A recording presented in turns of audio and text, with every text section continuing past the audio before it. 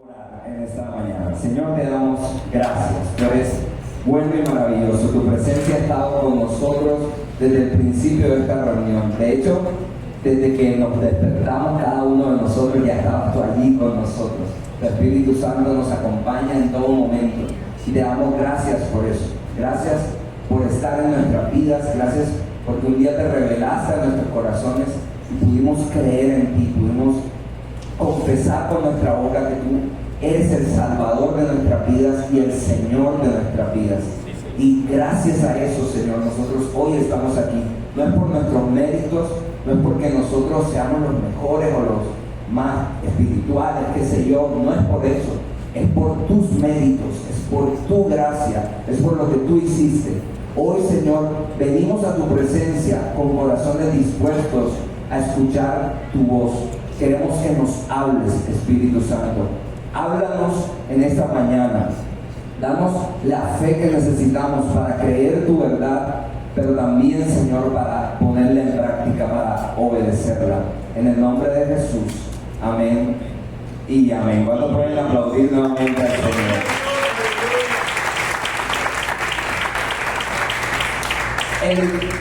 El año 2023 ha sido un año muy bueno, maravilloso hasta el momento. Y sé que quizás alguno de ustedes ha tenido inconvenientes y eso lo entiendo, pero me refiero a que este año Dios ha dirigido a nuestros pastores fundadores, a los pastores Iván y Patricia, con un lema y ha sido adoptado por todo el concilio. Es Fundamentos 2023, fieles a Dios y a su verdad. Y nosotros sabemos que acá en esta casa de oración, el pastor Isra, la pastora Moni, también han estado dejándose guiar por Dios con estos temas. Y no sé si a ustedes quizá comparten conmigo esto. Ha sido una bendición. Aleluya. Por lo menos en el camino C Norte eso ha sido una bendición. O sea, aquí. Amén, ¿verdad que sí? Ha sido una tremenda bendición poder. Y ha sido doble la bendición. Doble bendición, porque son dos servicios, eso es tremendo. Y ha sido una doble bendición y ha sido tremendo poder recordar, reafirmar nuestros fundamentos cristianos. Ha sido un año para eso. Yo compartí una vez con la congregación allá que a mí me gusta porque este es un año en el que estamos como que centrándonos cada vez menos en nosotros mismos y centrándonos más en Cristo, en su verdad, en su palabra. Y eso es maravilloso, eso es lo que como iglesia estamos llamados a hacer. Así que este año ha sido una bendición y yo desde el principio lo he llamado el 2023 el año de los fieles. Este es el año para personas fieles, para personas que deciden permanecer en medio de lo que sea. Yo creo que yo estoy esta mañana frente a personas fieles a Dios y a su verdad, ¿verdad que sí? Aleluya. Hubo 4 hombres que se encargaron de escribir acerca de la vida y obra del Señor Jesús. Hicieron una especie de biografía del Señor Jesús, de sus inicios, de cómo vino él al mundo, de su nacimiento, pero también de las cosas que él hizo, las enseñanzas que dio.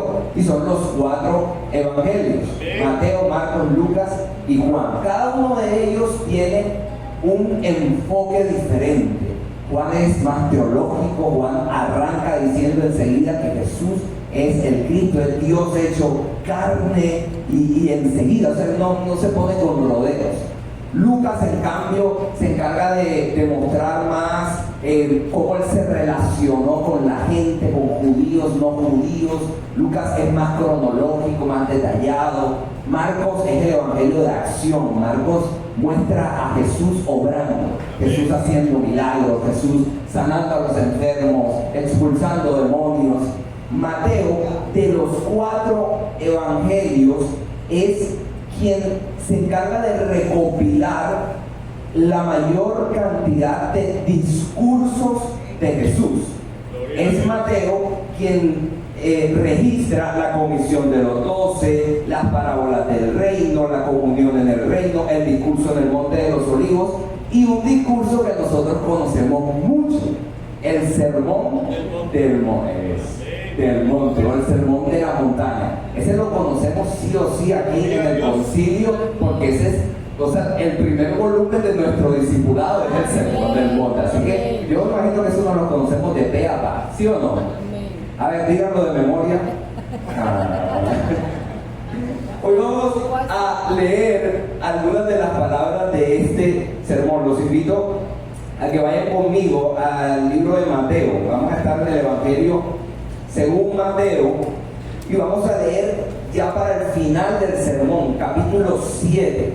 Vamos a estar en Mateo, capítulo 7, y estaremos leyendo del versículo 24 al 27. Entonces vamos a estar en Mateo, capítulo 7, versículos 24 al 27. Yo voy a leer para ustedes en la Reina Valera Contemporánea. Ustedes pueden seguir la lectura en sus Biblias o pueden también verla en las pantallas que va a aparecer. Cuando tengan Mateo capítulo 7, versículos 24 al 27, gritan ¡Uh! ¡Aleluya! Eso. Leo para ustedes. A cualquiera que me oye estas palabras y las pone en práctica, lo compararé a un hombre prudente que edificó su casa sobre la roca. Cayó la lluvia, vinieron los ríos y soplaron los vientos y azotaron aquella casa. Pero esta no se vino abajo porque estaba fundada sobre la roca. ¿Sobre qué? La roca. Por otro lado, a cualquiera que me oye estas palabras y no las pone en práctica, lo compararé a un hombre insensato que edificó su casa sobre la arena. Cayó la lluvia, vinieron los ríos y soplaron los vientos y azotaron aquella casa, y ésta se vino abajo, y su ruina fue estrepitosa.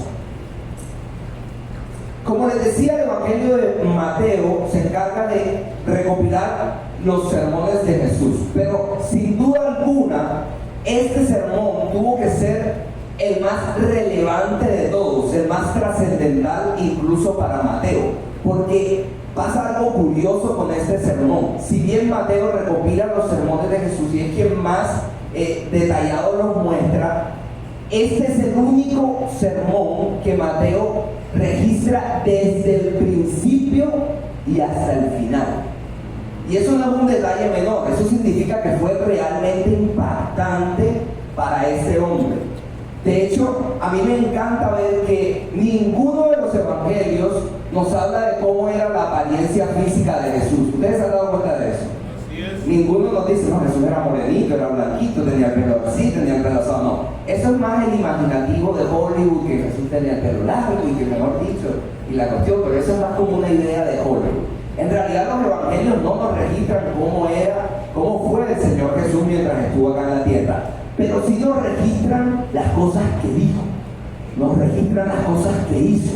Y eso es impactante porque eso significa que eso fue lo que más impactó a estos hombres. No fue su apariencia física, fue lo que él era, su carácter, su esencia, que él transmitió a través de lo que predicó, a través de lo que enseñó y a través de las cosas que hizo. Así que Mateo registra que Jesús, después de ser bautizado por Juan el Bautista y ser llevado por el Espíritu al desierto para ser tentado por Satanás, todos recordamos eso, ¿verdad? Después de eso, Jesús inicia su ministerio público. Y entonces Jesús regresa a Galilea y empieza a ir por todo Nazaret, por Judea, Jerusalén. Y la gente empezó a hablar de Jesús. Porque Jesús, cuanto enfermo le colocaban adelante, Jesús lo sanaba. Cualquier enfermedad, Jesús la sanaba. Y eso nos dice a nosotros hoy, Él es el mismo ayer, hoy y siempre. No importa cuál sea la enfermedad, nuestro Señor Jesús puede sanar esa enfermedad, ¿verdad que sí? Y Jesús sanaba a los enfermos, expulsaba a los demonios con demasiada autoridad, así que naturalmente su fama empezó a expandirse y llegó hasta Siria. La gente en Siria, del otro lado del Jordán, empezaron a escuchar acerca de este Jesús y las multitudes se agolpaban para verlo. le traían a los enfermos, a los endemoniados, venían donde él, querían escuchar sus enseñanzas. En una de esas ocasiones, viendo esa multitud, Jesús se coloca a un lado de un monte, se sienta junto a sus discípulos y el resto de las multitudes y empieza a darle este sermón, estas palabras. Lo primero que vamos a ver son las palabras. Mateo 7, la parte A dice: a cualquiera que me oye estas palabras. Jesús, ¿a qué palabras se está refiriendo? Sino precisamente a las del sermón del monte. Cuando Jesús dice cualquiera que me oye estas palabras y las pone en práctica, se está refiriendo a este sermón que acaba de darles.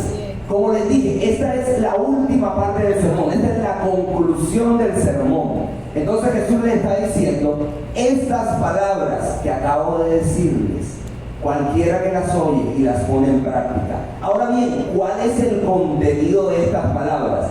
Yo sé que no se lo saben de memoria, pero tenemos claro que este sermón contenía las instrucciones de Jesús dadas a sus discípulos. Eso es todas las instrucciones que Jesús les dio a sus discípulos, a sus seguidores.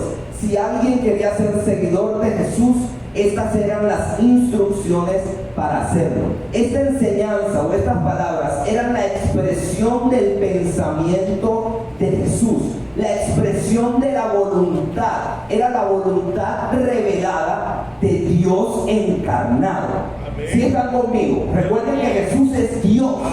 Y entonces Él está expresando con estas palabras su voluntad, su deseo para sus discípulos. Es una idea de Dios mismo, es lo que Dios mismo ha establecido para sus discípulos. Y para recordar lo que dice este sermón, recordemos que Jesús habló sobre la bendición o lo que serían bienaventurados los pobres en espíritu, los humildes, quienes lloraran por las razones correctas, quienes vivieran en mansedumbre, como cantábamos ahorita: benditos los que tienen hambre y sed de justicia, porque ellos serán saciados. La bendición que había en ser compasivos, puros de corazón y procurar la paz.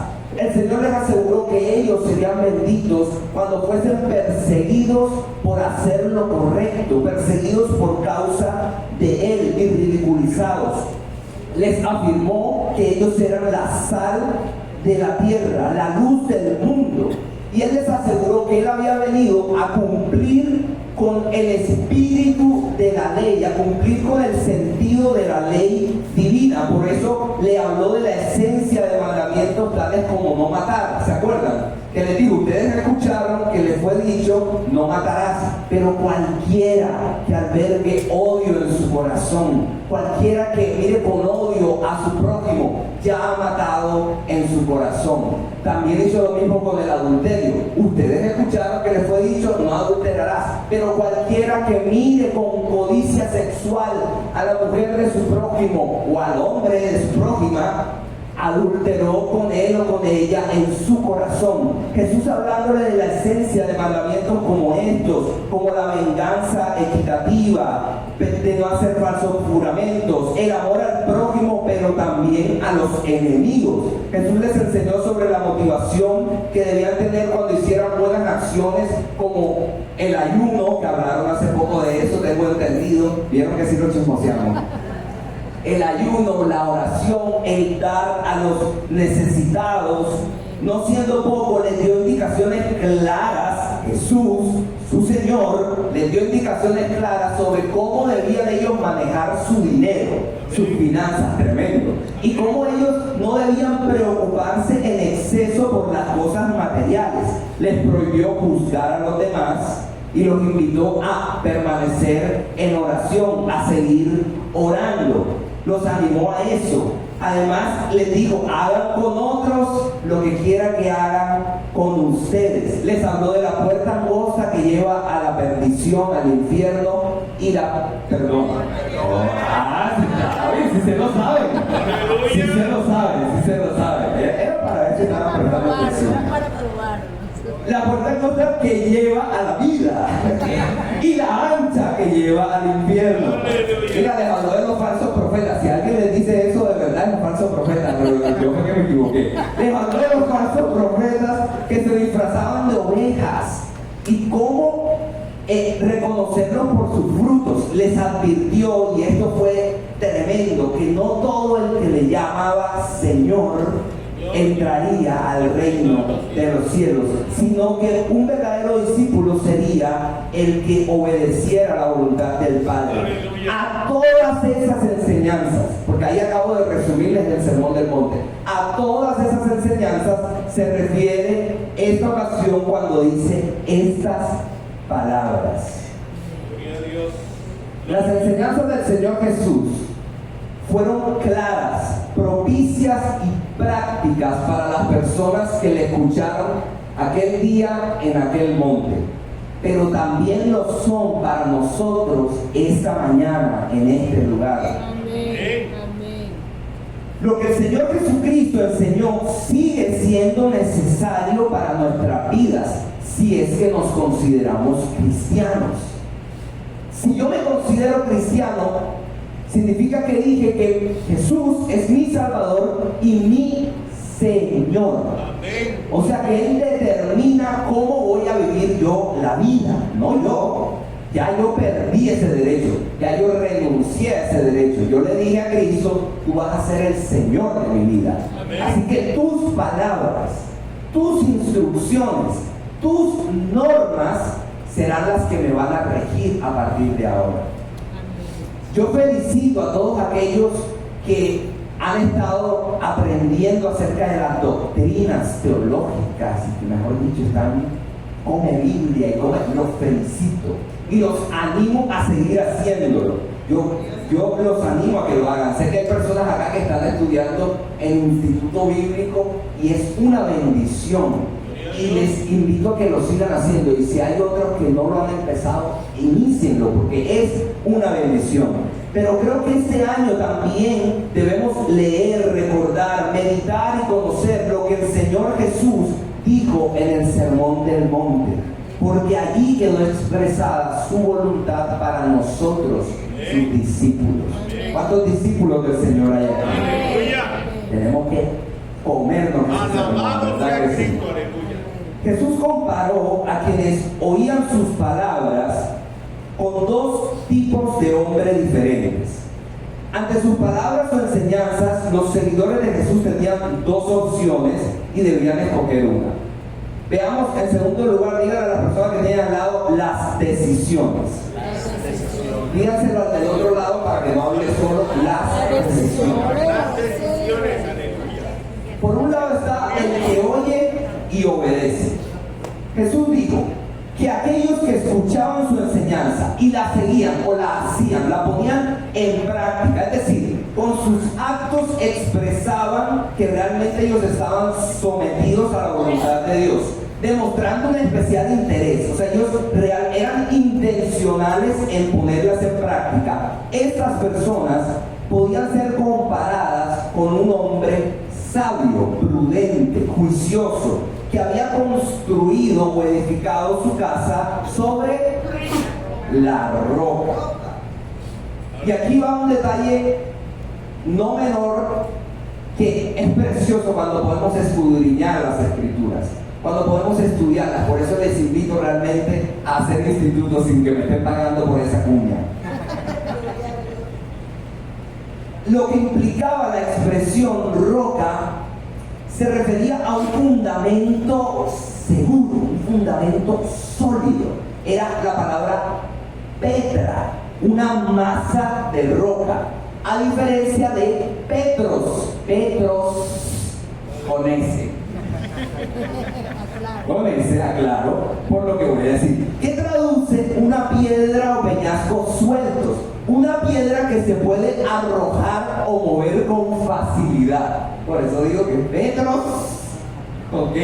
Entonces había una diferencia. En este caso, esta casa estaba bien construida, fundada sobre una roca sólida, sobre una masa de roca, algo que no se iba a mover. Que cuando lo comparamos con las palabras de Jesús, esta roca, si bien nosotros decimos que la roca es Cristo, tenemos, ¿verdad?, esa conciencia, y ciertamente Él es nuestra roca. Pero en este contexto específico, la roca es comparada con las enseñanzas de Jesús del Sermón del Monte. Ahora bien, les dije hace un momento, estas enseñanzas expresaban la voluntad misma de Cristo. Así que sí, Cristo estaba inmerso en esas enseñanzas, pero puntualmente se refiere a las enseñanzas del Sermón del Monte. Es decir, lo que Jesús estaba diciendo es que una persona sería sabia cuando edificara su vida sobre esas enseñanzas. Aleluya. Cuando ejerciera todas sus acciones basándose en lo que Él les había dicho. Al finalizar su sermón, lo que Jesús estaba haciendo era invitando a sus discípulos a no solo ser oidores de la palabra, sino hacedores de la misma, como diría Santiago más adelante. No solo escuchen la palabra de Dios, pónganla en práctica. Porque si miran atentamente la ley perfecta, diría más adelante, que te hace libre y la pones en práctica y no olvidas lo que escuchaste, entonces Dios te bendecirá por tu obediencia. Pero por otro lado estaba el que oye y no obedece. Jesús dijo que aquellos que escuchaban sus enseñanzas y no las ponían en práctica serían comparados con un hombre necio, insensato. Permítanme la expresión porque es lo que el original traduce: estúpido. Es tremendo, o sea, lo que Jesús está diciendo es tremendo. Y esta expresión no es solo descalificativa, sino que además condenatoria, porque condena el corazón de la persona. Un necio no solo era una persona insensata, lenta, como traduce, sino que aparte había un problema serio en su corazón. Eso es lo que Jesús dice. Y entonces, este hombre necio había construido su casa sobre la arena, que describía un fundamento inseguro, incierto, sobre terreno movedizo. Antes de finalizar su sermón, ya Jesús les había advertido a sus discípulos que ellos debían estar verdaderamente dispuestos a conocer y obedecer la voluntad del Padre si querían entrar al reino de los cielos. ¿Recuerdan lo que dijo casi terminando? No todo el que me llama Señor, Señor, entrará al reino de los cielos, sino el que hace la voluntad de mi Padre que está en el cielo. Aleluya. Iglesia, no basta solamente con leer o escuchar las enseñanzas del Señor Jesús. Tenemos que ponerlas en práctica. Amén. Una verdadera vida cristiana está determinada por cuánto seguimos a Cristo y sus enseñanzas. No por la forma como nos vestimos, como hablamos, como cantamos. No es eso. Es cuánto en mi corazón yo he decidido rendir a Cristo. Esa es la verdadera vida cristiana. Las enseñanzas de Jesús son extraordinarias, sí, pero a la vez prácticas. Todo lo que Jesús dijo se puede colocar en práctica y se debe colocar en práctica. Y sí, yo sé, no es fácil seguir ciertas enseñanzas de Jesús, ¿verdad que sí? Hay que ser honestos. ¿A cuántos les cuesta alguna de las cosas que Jesús ha dicho? Levanten la mano. Dejamos que los ángeles dejen la mano abajo. Mira, cuando Jesús dice que tenemos que amar a nuestros enemigos, orar por los que nos ultrajan, bendecir a los que nos maldicen. Óyeme, se pone pesado. Si te dan en una mejilla, yo me imagino a Pedro, esto es imaginación. Esto no sale en la Biblia. Pero yo me imagino a Pedro que se la ponga en la otra. No, pon la otra. Pedro, escucha bien, pon la otra mejilla. Son difíciles. Es más, es imposible si no hemos nacido de nuevo y si no tenemos al Espíritu Santo en nuestro corazón. Es imposible. Pero si el Espíritu Santo está en nuestro corazón, podemos obedecer las normas del reino, ¿verdad que sí?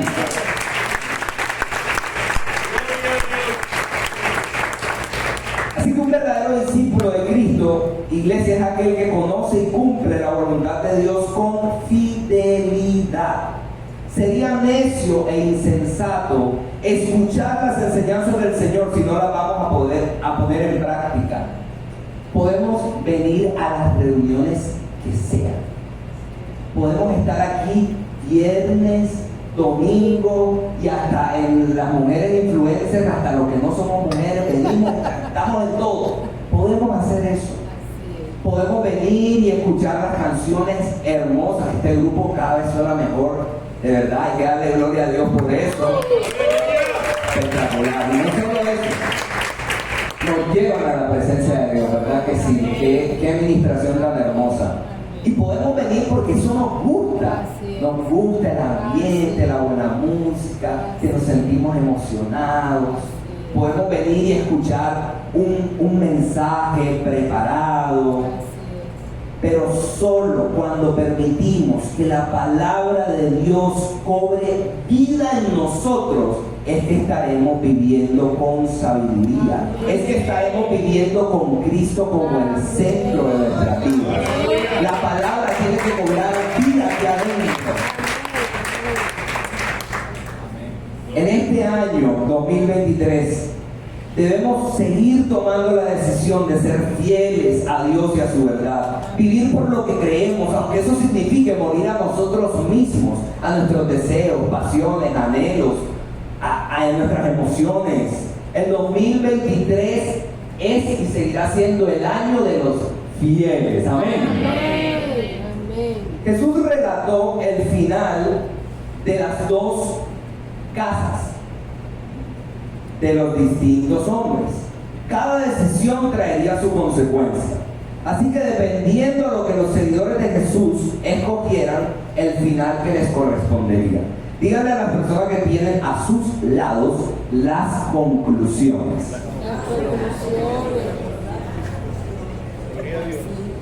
Jesús dijo que la lluvia descendió, que las aguas de la inundación o los ríos vinieron, que los vientos soplaron y golpearon, o sea, combatieron contra la casa del hombre sabio. Todo esto, la lluvia, los vientos, el río, Jesús lo utilizó para decirles que vendría una prueba a la semilla que había sido sembrada. Todo esto vendría como prueba de resistencia a la semilla de la enseñanza que Jesús les había dado. Aquellos que pusieran en práctica sus enseñanzas permanecerían fieles. Jesús les estaba diciendo, la prueba viene. Esto que les he dicho, ustedes tendrán que colocarlo en práctica. Y van a venir ocasiones en las que serán probados en esto que les acabo de decir. Van a venir ocasiones, oyentes, discípulos, seguidores míos, en los que tendrán que poner en práctica lo que yo les estoy diciendo. Y si lo colocan en práctica, ustedes permanecerán firmes. Amén. Por otro lado, Jesús dijo, una vez más, cayó la lluvia, vinieron los ríos, soplaron los vientos, pero en esta ocasión Jesús dijo, golpearon o dieron con ímpetu. Y esto a mí me fascinó cuando pude entenderlo mientras estudiaba este pasaje. Jesús utiliza dos términos diferentes para el golpe de la tormenta a la casa del justo, del sabio, y para el golpe de la tormenta a la casa del necio. Jesús utiliza para el primero prospicto, que significa golpear en contra de algo, combatir. Pero para el necio dice proscopto, que significa golpear en contra hasta la derrota. Hasta vencer sobre esa cosa. Y esto lo que llamó mi atención es que sí hay una diferencia. Sí hay una diferencia. Cuando tú y yo somos puestos a prueba, el Espíritu Santo está con nosotros y esa prueba no va a destruirnos, sino que va a hacernos cada vez más parecidos a Cristo. Pero el que no sigue las enseñanzas de Jesús no va a poder resistir la prueba. Y yo sé que tú y yo hemos experimentado esto. Hay gente que nos ve vivir las cosas que hemos vivido, porque lo dije, ha sido un buen año a pesar de. Yo sé que muchos de ustedes han vivido situaciones difíciles, duras, que han vivido pruebas. Pero la gente los ve vivir, sus familiares, sus amigos, y dicen, ¿tú cómo estás de pie? ¿Cierto? Así es. ¿Y tú cómo haces para seguir sonriendo después de lo que has vivido? Pero ¿qué pasa contigo? Si yo viviera eso, si yo estuviera pasando por lo que tú estás pasando, yo estaría, yo no sé, yo me volvería loco. ¿Les ha pasado? Así es. Pero es que hay una diferencia. Cristo está en nuestro corazón, sus enseñanzas están aquí. Y sabemos que a los que aman a Dios, todo obrará para bien. Así que Jesús les advirtió, les dijo, cuando venga la prueba de resistencia, si no obedecen mis palabras, no podrán soportar. La lluvia va a caer, las aguas de la inundación van a subir, los vientos van a soplar con fuerza y solo entonces se notará la diferencia entre aquellos que son espectadores y oidores nada más y entre los verdaderos discípulos de Jesús. Yo no soy profeta de mal agüero, yo soy predicador del evangelio, de la buena noticia, pero no puedo prometerles que la vida cristiana será solo risas y alegría. Así es. Yo no puedo decirles eso. Quisiera decírselos, de verdad quisiera, pero no puedo decirles, no van a tener pruebas, no van a tener dificultades, no van a tener aflicciones. No tengo suficiente asidero bíblico para hacerlo. La Biblia no lo promete, yo no puedo prometerlo. Jesús dijo, en este mundo tendrán aflicciones. Ah, iglesia, pero confíen que yo he vencido el mundo, dijo Jesús. Tendrán las pruebas, pero tu Cristo ya venció. Tu Cristo ya venció, iglesia. Y si Él venció, tú también vencerás. Si Él venció, nosotros también venceremos. Incluso la muerte. Mira, la gente dice que para todo hay solución menos para la muerte, pero mi Cristo ya dio solución hasta la muerte. Él venció sobre la muerte y la muerte no es el fin, es el inicio de la vida eterna con Él.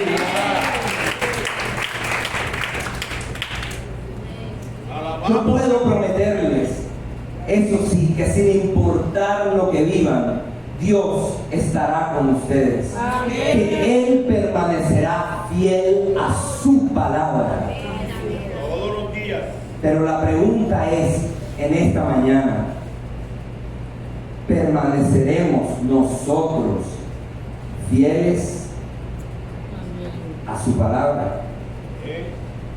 ¿Pondremos en práctica sus enseñanzas en medio de toda circunstancia? Eso es lo que hoy debemos pensar.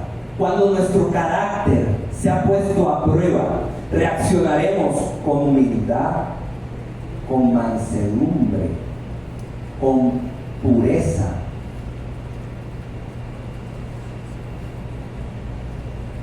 En este mundo que cada vez quiere censurar más nuestro mensaje, dejaremos de ser la sal de la tierra, guardaremos la luz bajo una caja. Cuando se nos presenta la oportunidad de odiar a alguien sin asesinarlo, o de desear a alguien sin adulterar, o pagarle a quien nos ofende con la misma moneda, ¿qué haremos, iglesia? Amaremos a nuestros enemigos. Haremos nuestras buenas acciones para ser vistos de la gente o procurando la recompensa del Padre. En medio de crisis económicas, cuando las cosas se pongan duras económicamente, ¿dónde colocaremos nuestra confianza? Nos preocuparemos excesivamente. Haremos de la acumulación del dinero y posesiones nuestra prioridad. Iglesia, hoy estoy aquí para decirles que nuestras vidas tienen que estar fundamentadas en las palabras de Cristo. ¡Aleluya! Para permanecer en pie cuando vengan las tormentas. Gloria a Dios. La tormenta es necesaria para probar de qué están hechos nuestros fundamentos. Así es. Solo cuando viene la tormenta es que sale a relucir de qué están hechos nuestros fundamentos. Amén. Las dos casas podrían verse igual, pero lo que está debajo es lo que marcó la diferencia. Así es. ¿Qué hay en nuestros fundamentos? Yo creo que permaneceremos firmes, porque yo creo que estoy frente a personas que han decidido creer y obedecer al Señor Jesús en todo. Amén. Así es. El 2023 es el año para los fieles y en este año hemos estado recordando los fundamentos de nuestra fe y hemos tomado la decisión de permanecer fieles a Dios y a su verdad. Hoy hemos visto la necesidad que tenemos de recordar las palabras de Jesús a sus discípulos, pero sobre todo de decidir obedecerlas como muestra de sabiduría. Al hacerlo, podemos descansar en que sin importar lo que vivamos, venga lo que venga, sea bueno o malo, permaneceremos fieles. Aleluya. El 2023 es el año de los fieles. ¿Cuántos dicen amén a eso? Señor, te damos gracias. Gracias por tu palabra, Dios.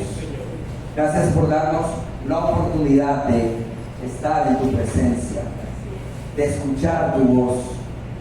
Hoy, Señor, tú nos has recordado que tú ya nos dejaste las instrucciones necesarias para vivir como discípulos tuyos, para ser tus seguidores, para seguir tu ejemplo. Señor, tú hiciste carne todas esas enseñanzas, todas esas palabras, tú las encarnaste. Tú, Señor, eres la